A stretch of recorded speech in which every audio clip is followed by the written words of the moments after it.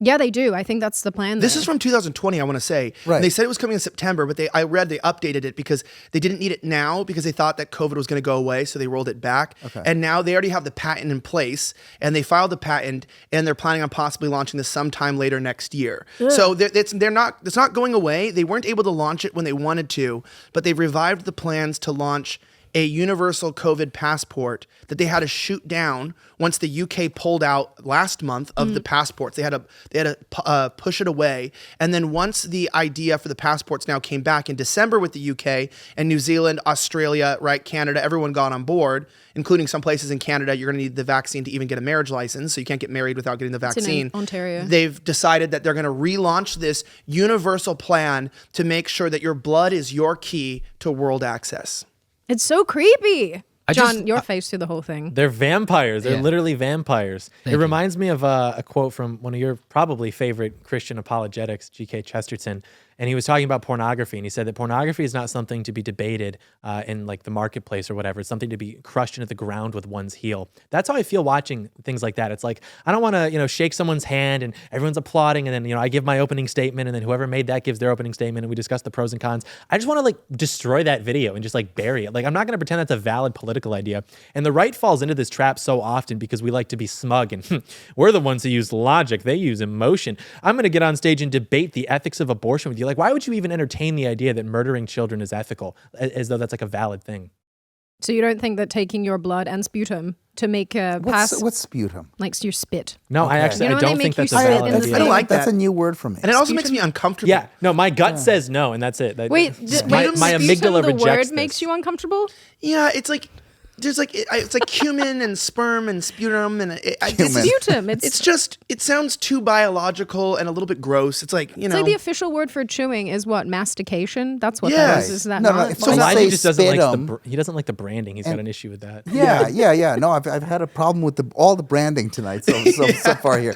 I mean, look, the World Economic Forum, right? They put out the ad. They're famous. Their top 10 hit, right? Their number one hit was "You will own nothing." You will be nothing. Blah blah blah. That whole thing. At what point, they're sitting there. They're trying to come up with this stuff. They didn't do any market research. I mean, there's like 3% of the population hears that and says, yes, this is a thing that I want to aspire to own nothing. Mm-hmm. And those 3% of the people work at the World Economic Forum.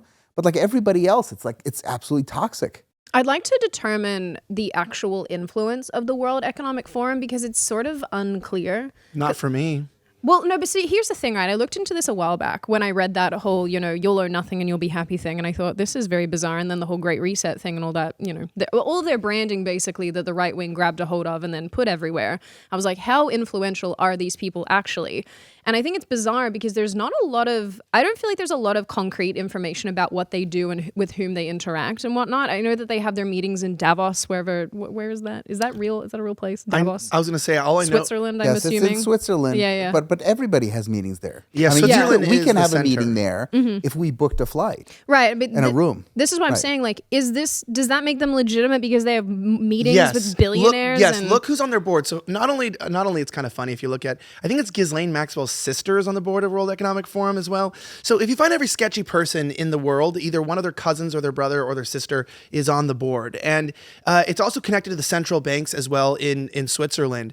And when you think about this, so they have actually a relationship. Oh, with and the they have a banking relationship with the system. United Nations as well. Okay. So they do forums together, and they launch with countries to influence. This is sort of the global nationalist organization that comes to influence the economy and the way money runs in the world. So the UN is on like foreign policy and aid and a lot of other things, and climate. And the World Economic Forum is actually a very proactive organization that influences through lobbying and through money and reorganizing finances the direction of the world economy. So Bill Gates gets involved in this. Where's proof of that though? Because if you watch their summits, I watch them on YouTube, and the people that speak that are involved there, and when they do them with the UN, that's the proof, is they're saying, we are lobbying, they're lobbying in the UN and they're lobbying nations. So that's why they're effective, because they use money to manipulate policies in countries. I know that they've signed on with the UN. They have a couple, I know that there's like things that exist, like written documents where they're like, yeah, we work alongside them. But again, I go, how much of this are we actually seeing play out? That's my only question. I don't know.